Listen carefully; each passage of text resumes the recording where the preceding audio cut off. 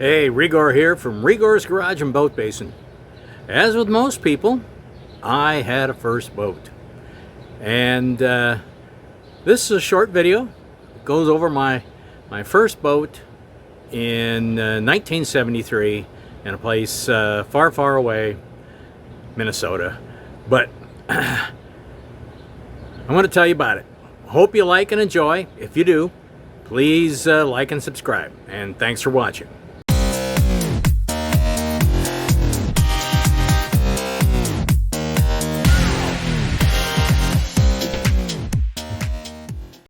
So I got a boat, bought it kind of cheap, had a homemade trailer.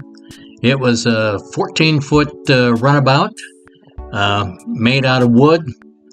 Had a gray marine 4-cylinder engine in it. It had some problems. Being a wooden boat, had some rot here and there. I enlisted the aid of some family members, and we went to work on it. We started looking at where the rot was, and scraping off layer after layer after layer of paint, and looking to see how bad it was. Well, as we scraped away and looked further into the boat, we found more and more rot in the boat. It was as you'd scrape it off, people had found rot and basically painted over it, thinking paint would make it was the wood, basically plywood, stronger. Boat was on a homemade trailer. As you can see, the tongue on the trailer was basically a piece of 2-inch pipe. But we found out there was a lot of rot on the top parts of the boat. We took that off. I enlisted some expert assistance, and we kept on seeing what we could do. We pulled the motor and put it on the trailer, and so we could really dive in to the structure of the boat. We just kept on taking apart rotten parts.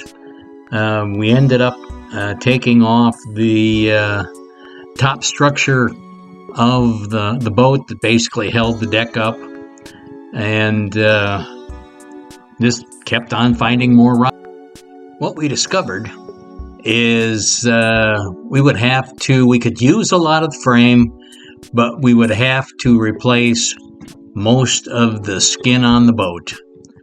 And at this time, I was working for a company named Raytheon, and they had a job in Brazil, and I took off to work for 6 months in Brazil, and that kind of spelled the end of the boat. To this day, there are part of the boat that still remains. The remains of the Grady White engine.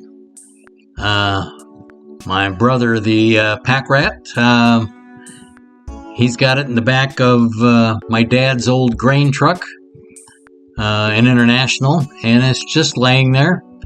Nobody really wants to buy it, so it just sits there rusting out. And that's pretty much the end to the boat.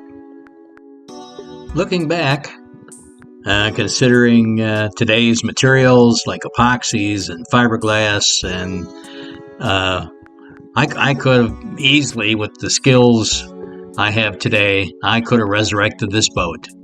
But in 1973, that's almost 50 years ago, I basically wasn't up to the challenge. So that's the way it goes.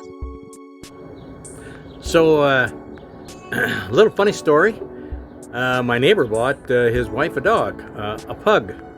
And it's interesting, in spite of the pushed-in nose and all the wrinkles and the folds of fat, the dog really likes her.